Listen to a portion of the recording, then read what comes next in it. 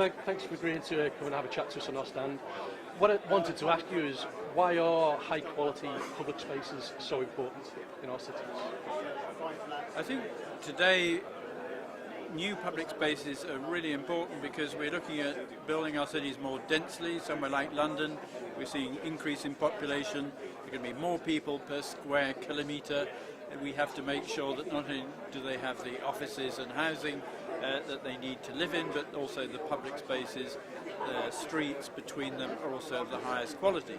Very important that they're places that people enjoy to use and actually make experience in the city a pleasure. For the last 40 or 50 years, our cities have been overrun by cars, really. And I think we're beginning to see a move away from traffic dominating our streets to an interest in walking, cycling, public transport. And with that goes better landscaping, better surfaces, better pieces of city that people like being in. And we see the taking over of existing road space for pedestrianisation, transport that joins together people who want to walk, people who want to cycle, an integrated way of getting around the city. That's not just nice to do, it's good for the environment, it's cleaner, it's less polluting, so we want to make sustainable cities which are green and pleasant. Yeah, fantastic.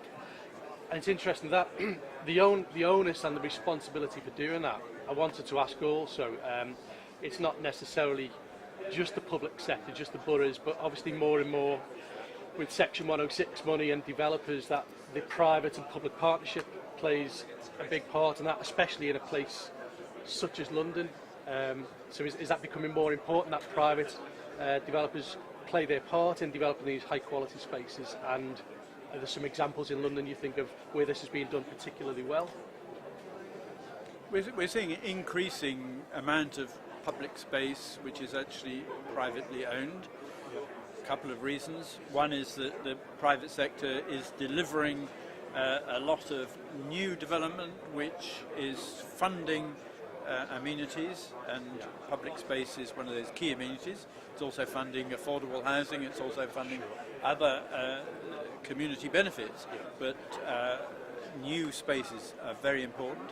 Also, the development community understands that actually good public space is beneficial for their property, for leasing their property, for creating environments that continue to maintain their value over time. So there's a win-win situation here. A healthy, virtuous circle, really. Yes, and what we need to do is to make sure that we manage these properly so that they're to the benefit of the public as a whole, and not there's not too much security, there's not too much control by the private sector, and we have some form of understanding across London that of the way we can use these spaces, what you can do in them, what you can't do in them. You know, even publicly owned public parks they have bylaws, lots of bylaws which control what we do in them. Public space also needs to be controlled, even when it's privately owned, but we need to get the balance right. Peter, thank you very much for your time today. Pleasure. Great.